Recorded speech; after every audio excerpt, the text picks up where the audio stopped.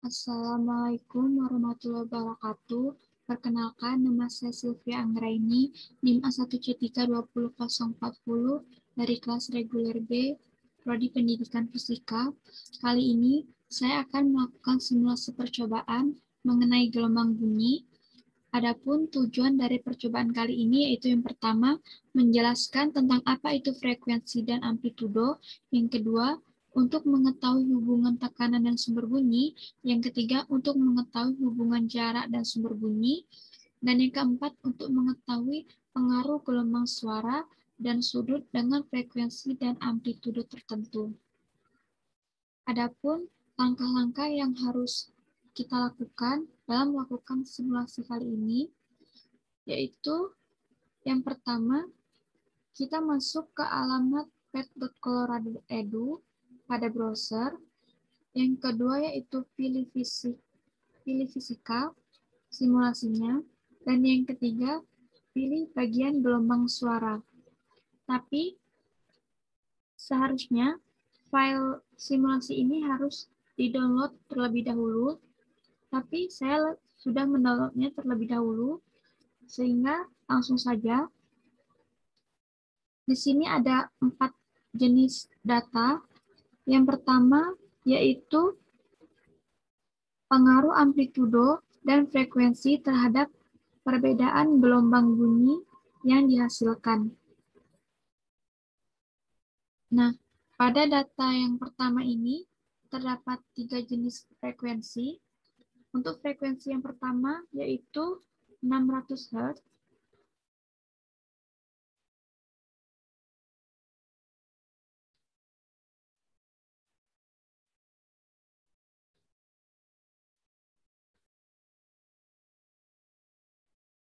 Dengan amplitudo yang berbeda-beda. Untuk amplitudo yang pertama yaitu maksimum. Kita hidupkan dulu audionya.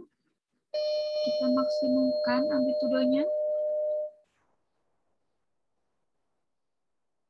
Di sini dapat terlihat bahwa getarannya besar dan gelombang suara yang dihasilkan juga besar. Yang kedua, kita ubah amplitudonya menjadi sedang.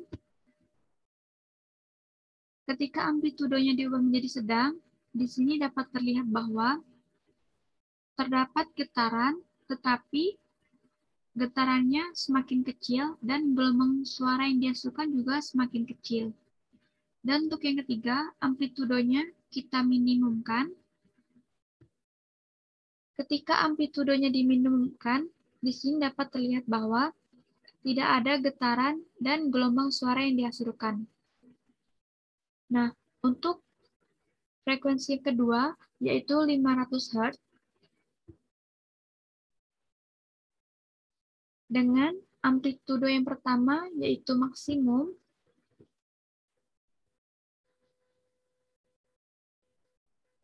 di sini dapat terlihat bahwa terdapat getaran dan gelombang suara yang besar, tetapi tidak lebih besar dari frekuensi 600 Hz.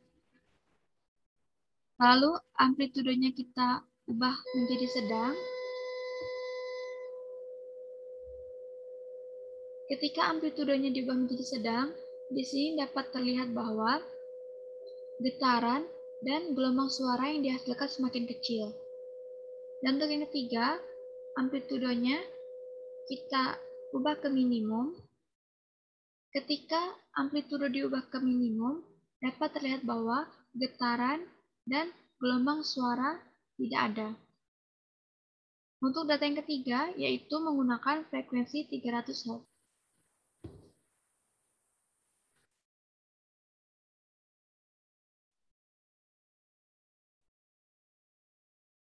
Dengan amplitudo yang pertama, yaitu maksimum,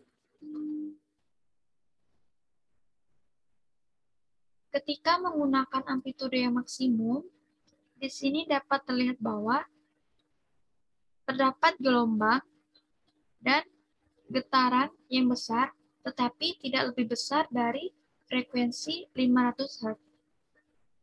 Dan yang kedua, amplitudonya kita ubah menjadi sedang. Ketika amplitudonya diubah menjadi sedang, di sini lihat bahwa terdapat getaran dan gelombang suara, tetapi semakin kecil. Dan yang ketiga, amplitudenya kita menjadi minimumkan. Ketika amplitudo diminimumkan, di sini terlihat bahwa tidak ada getaran dan gelombang suara yang dihasilkan.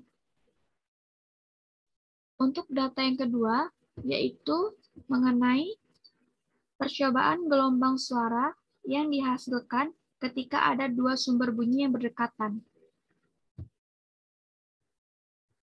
Di sini ada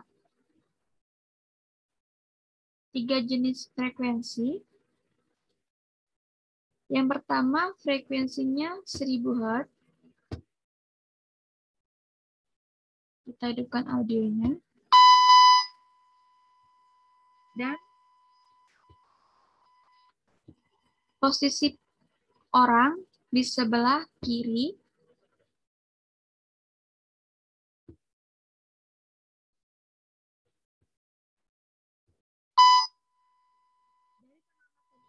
dapat dilihat bahwa getaran dan gelombang suara sangat besar. Dan yang kedua, amplitudonya kita sedangkan.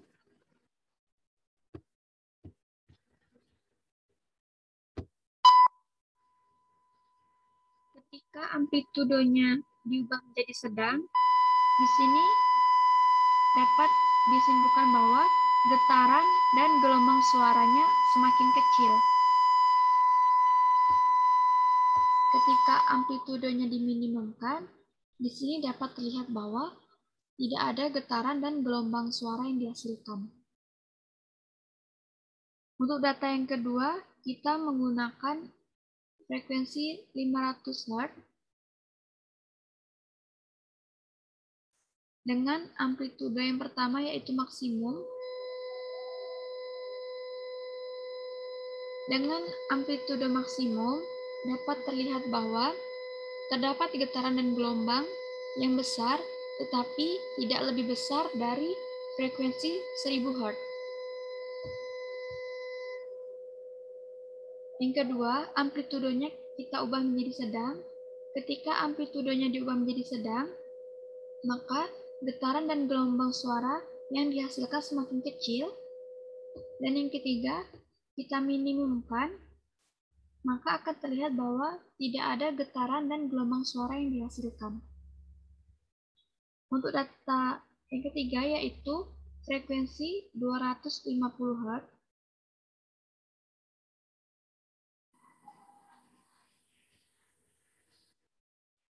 Yang pertama, amplitudonya kita maksimumkan. Di sini dapat dilihat bahwa terdapat getaran dan gelombang suara yang dihasilkan, tetapi tidak lebih besar daripada frekuensi 500 Hz. Yang kedua, kita sedangkan amplitudonya. Ketika amplitudonya diubah menjadi sedang, di sini dapat terlihat bahwa getaran dan gelombang suara yang dihasilkan semakin kecil. Dan yang terakhir, ketika amplitudonya kita ubah menjadi minimum, tidak ada getaran dan gelombang suara yang dihasilkan.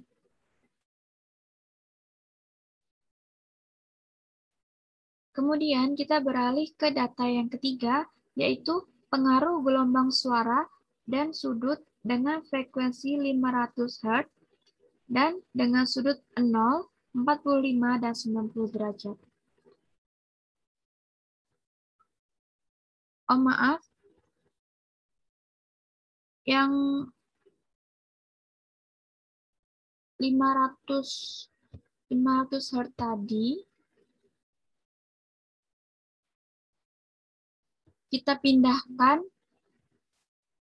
orangnya ke sebelah kanan.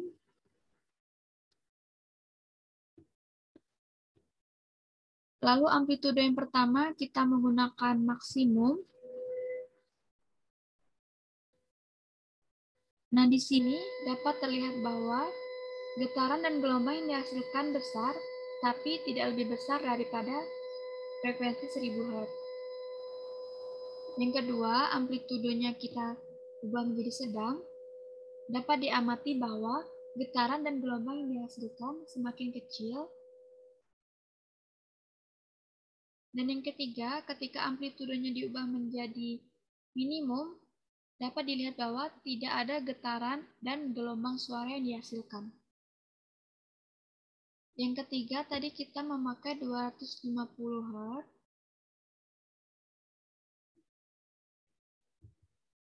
Ketika frekuensinya kita pakai 250 Hz, kita pindahkan orang ini di tengah.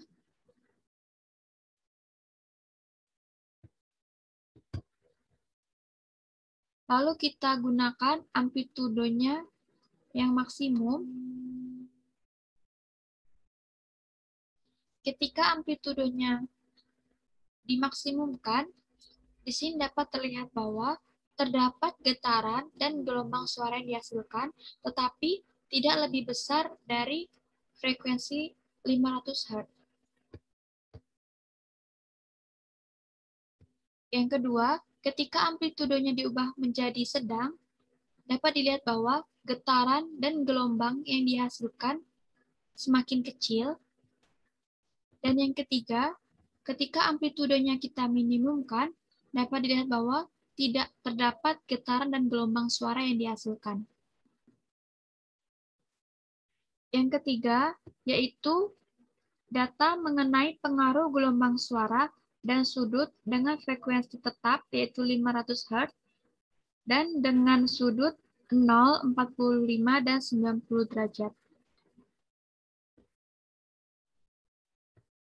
Yang pertama, kita menggunakan frekuensi 500 Hz, yaitu frekuensi tetap. Amplitudenya kita gunakan yang maksimum. Yang pertama, kita menggunakan sudut 0 derajat.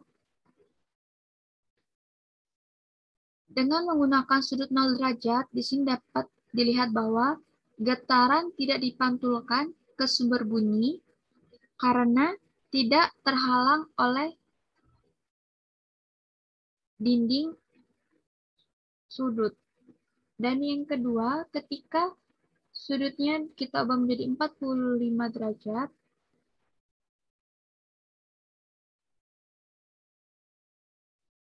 ketika sudutnya diubah menjadi 45 derajat, di sini dapat terlihat bahwa getaran dan gelombang suaranya dipantulkan kembali ke sumber bunyi, tetapi hanya sebagian. Dan yang ketiga, ketika kita menggunakan sudut 90 derajat, di sini dapat terlihat bahwa getaran dan gelombang suara seluruhnya dipantulkan kembali ke sumber bunyi. Dan yang kedua, kita masih menggunakan frekuensi 500 Hz dengan amplitudo yang minimum.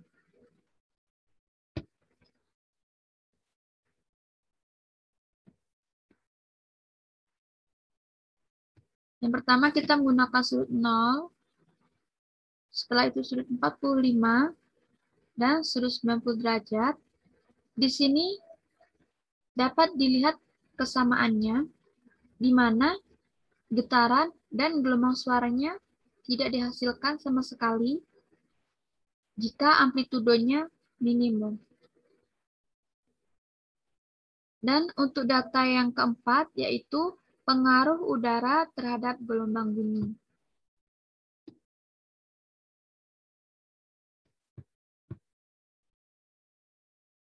Di sini kita memakai dua jenis tekanan, yaitu yang pertama tekanan 1 ATM dan yang kedua tekanan 0 ATM. Kita checklist dulu bagian audio. Yang pertama kita menggunakan tekanan 1 ATM. Di sini dapat terlihat bahwa pada tekanan 1 ATM, getaran besar, pola gelombang jelas, dan suara gelombang keluar dari box sehingga dapat didengar oleh pendengar. Dan yang kedua, kita ubah tekanannya menjadi 0 atm, dan apa yang akan terjadi?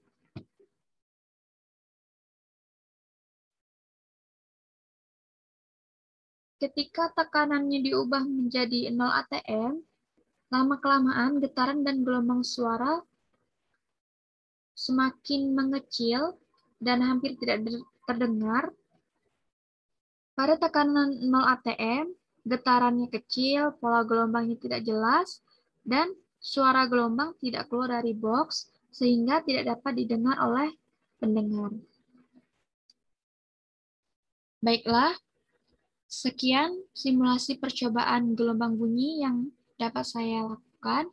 Apabila ada kesalahan ketika saya melakukan simulasi percobaan, saya mohon maaf yang sebesar-besarnya.